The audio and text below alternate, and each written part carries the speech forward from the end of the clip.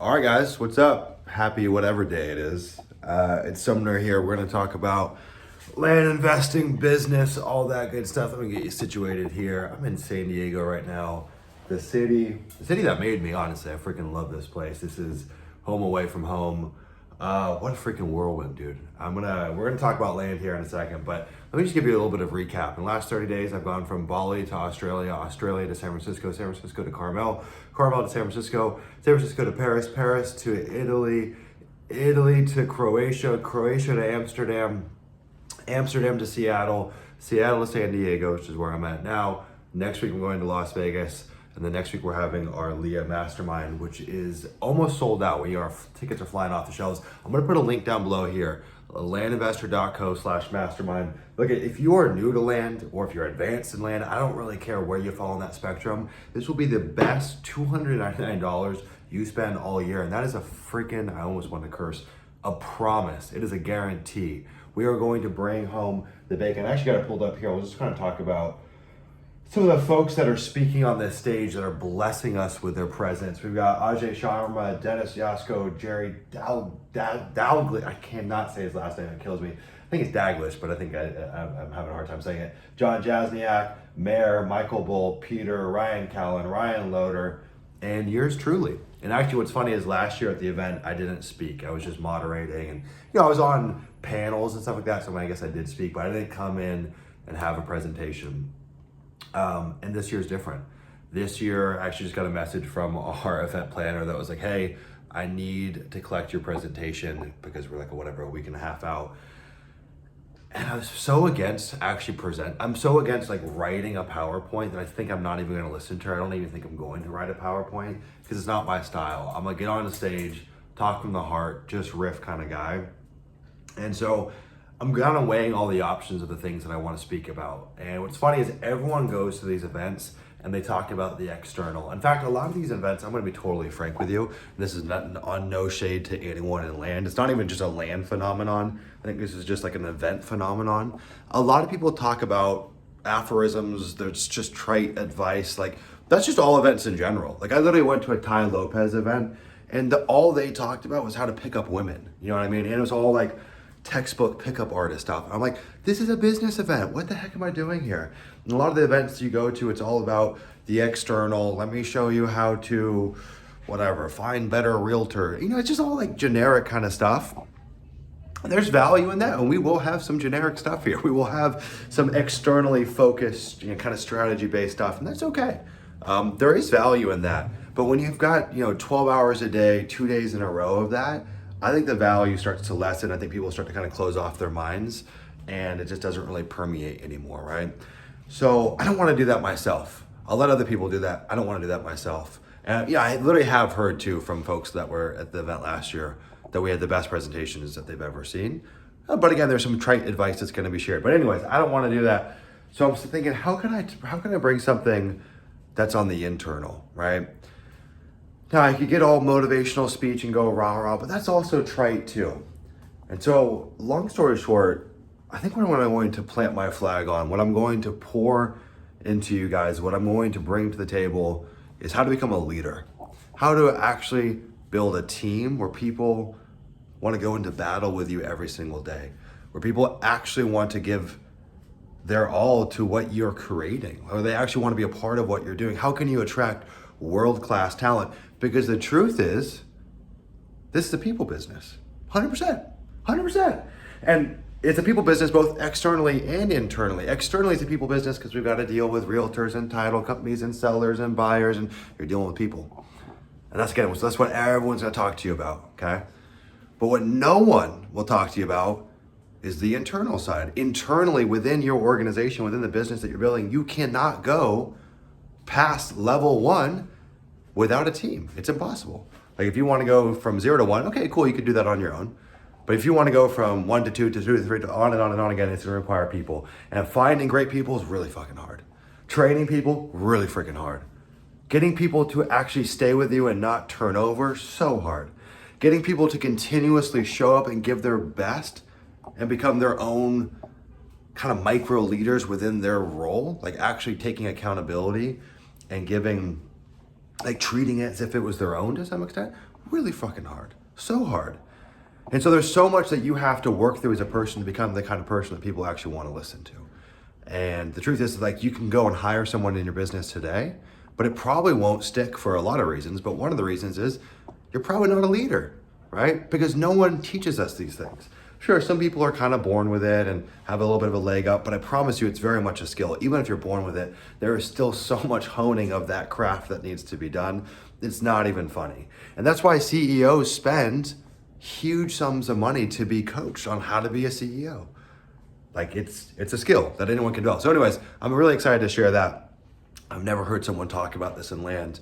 And yeah, I think that's what I'm gonna discuss. So anyways, you gotta be there. I promise you it's the best money you'll spend in your land business. In fact, we just had a coaching call on Monday and there was multiple people that were like, they're kind of like bullying this member, right? This member's like, I think I'm gonna go, I don't know. And everyone in the chat is just like, dude, this will change your life faster than anything else. You've got to get into the right rooms. You've got to do it. And I was like, you know what? I'm going to give you a free ticket. I want you to go that badly. I'm going to give you a free ticket. So anyways, I want the same for you. And one of the reasons that I think this is so powerful actually has little to do with the speeches on stage. I'm going to share a story. So I was just in Europe, obviously, as I talked about at the beginning of this video. I was in Croatia towards the end. We had Rylan, who's one of our Leah coaches, come and fly out. And then he brought his buddy, Ryan, who's also a land investor, and we're all hanging out together. And it's a really cool setup, right? Like you're having fun all day and then you come back home and you work, and kind of best of both worlds. Really recommend to you, if you can have the opportunity to make friends in land, like do deliberate grind trips, like trips where you go and you go into the vortex, you lock yourself into an Airbnb. You still have fun, right? You have fun together, but then you really force each other to grow and level up. So anyways, I was here in Croatia, and I've been in this business for a while now, and I think it's easy to allow your motivation to wane. Like if you think you're always gonna be in one gear just pushing, I promise you, you won't. Right? Especially if things start humming along and they're doing okay, and you're kind of meeting your needs or slightly above your needs. You're like, well, okay, cool, I don't really think I need much else. So we'll just kind of continue growing at a small clip or whatever. And then you get into rooms with other people that are doing interesting things or different things or doing better than you in a certain way. Like that starts to kind of push your mind and pull your mind. And I left those few days excited to come back and grow our land business. Super excited to grow our land business, more so than I have been in recent times. I also walked away with so many interesting insights. Now, I recently did or have been doing these human design sessions. It's a long story. You can Google it if you want to take a look at what that is. And kind of my archetype, if you will, is I'm a projector. I'm a 6-2 life path. And the way that I actually learn, the way I interact with the world is by watching other people, by studying other people. So it's really hard for me to have like the catalyst for a good idea rarely just comes to me without having some level of influence from watching or studying other people. And sometimes I pick out the bad in people, and sometimes I pick out the good in people, and I learn from both. And so just being in a room with other people and just studying them, I pick up so many interesting insights. And sometimes it's not a direct link. Like it's not always like, oh, they're doing ABC, so I should do ABC. No. They're doing ABC, and then it gets me down this wormhole, and there's just like this iterative thought process. And I just walk away with some really cool insights. A couple of them I'll just share here. We found a system to automate forever drip text campaigns within Follow-Up Boss, where that doesn't really exist without doing some crazy integrations. That was a really interesting one. One of the guys there, Ryan, showed me this kind of AI sales trainer that he built. We've been using that. That's been super cool. Some really interesting ideas on some new marketing strategies, some new kind of strategies for taking down deals. Also just kind of like a recalibrating for the size of the deals that we can go after. Like I'm looking at their pipeline, some of the deals that they're doing, and there's deals with hundreds of thousands or millions of dollars of spread on them. It's just, it's just super cool. So what I'm trying to get at here, that's what happens when you get in the room with other land investors. It's like this crazy osmosis and kind of a resetting of expectations and a resetting for what you think is possible, and these little nuggets that you walk away with. And it's really who you meet in between the speeches and the lectures that really matters the most. And then you'll also meet people that are further along than you, and you're like, dude, they're actually no different than me. And yeah, I just think it's super interesting. And hopefully you leave an event like that with friends, like with newfound relationships. And you will, I promise you, you will. The cool thing about land is everyone's kind of in their own little silo. Like everyone wants friends in this business because who else are you going to talk about this with? Like no one really understands it.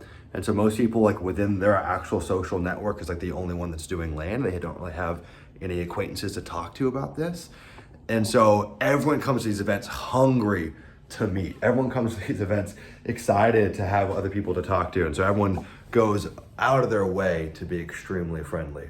And so, yeah, I think there's real power in making friendships and doing things together, like doing life together, right? Both business and just like personal, like just having fun together is so cool. And it's one of the things I've been really blessed with in the last few years is every year, once or twice a year, we get all of our friends together and we do these really big group trips, right?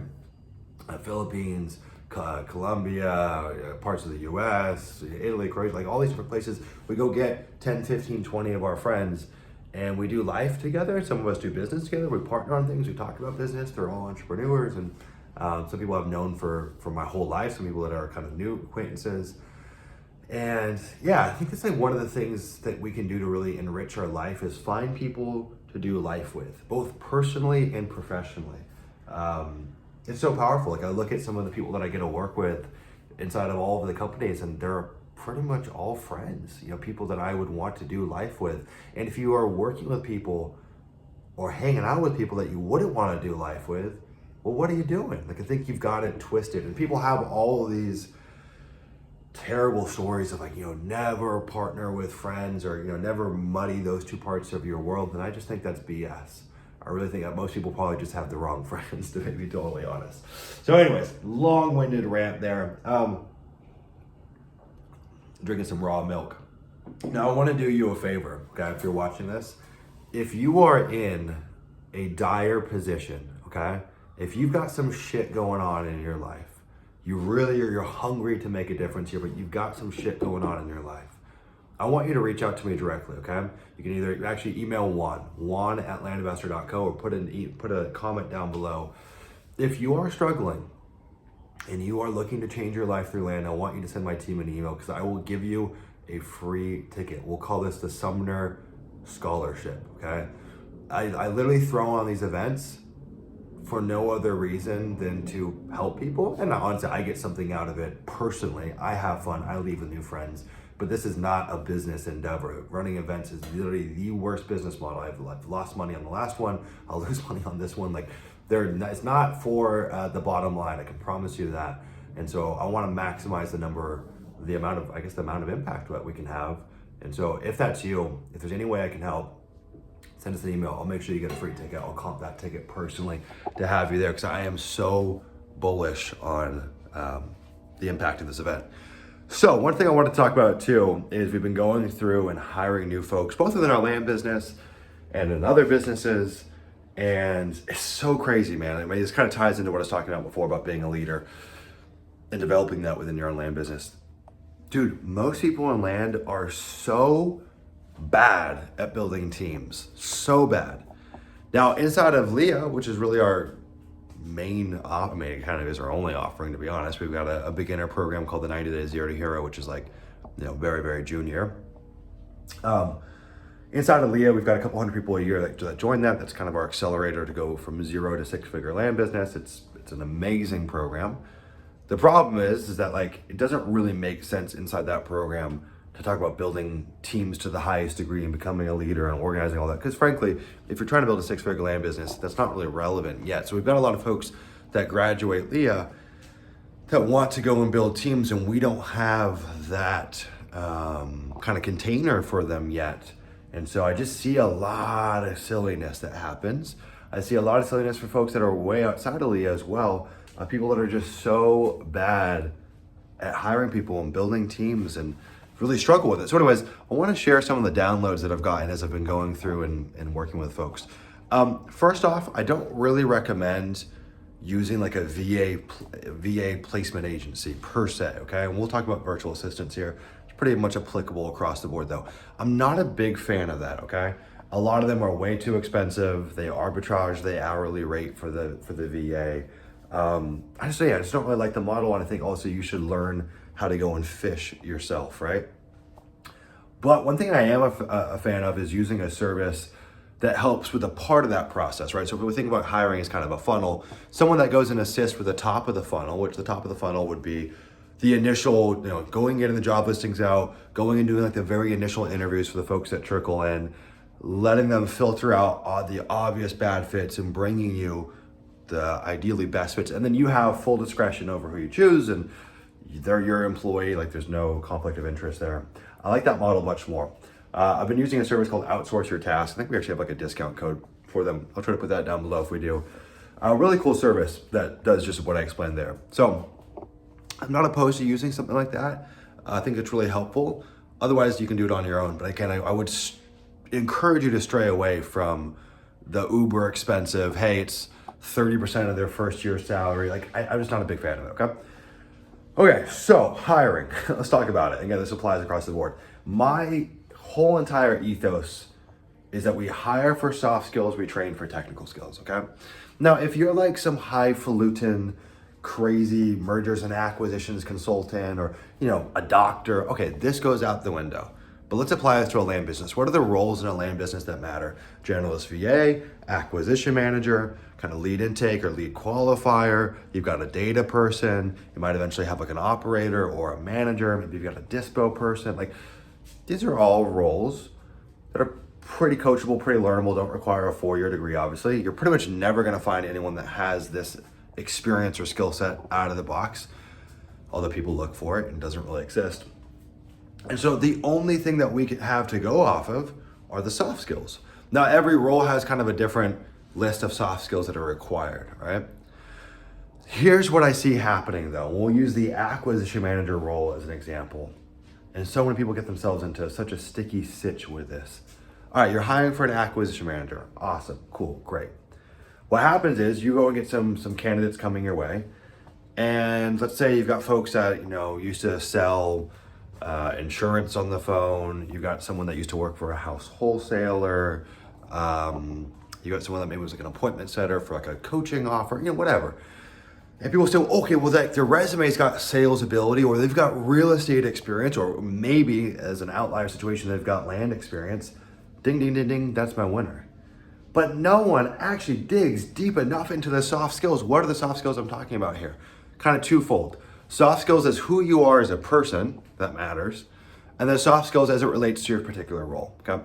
So I see folks that look at a resume, they say they got all these technical abilities, they hire them, they're a bumbling ding dong on the phone, they can't get their words out. You look at their DISC profile, they don't have any of the characteristics of a high D personality or a closer or someone that enjoys having uncomfortable conversations.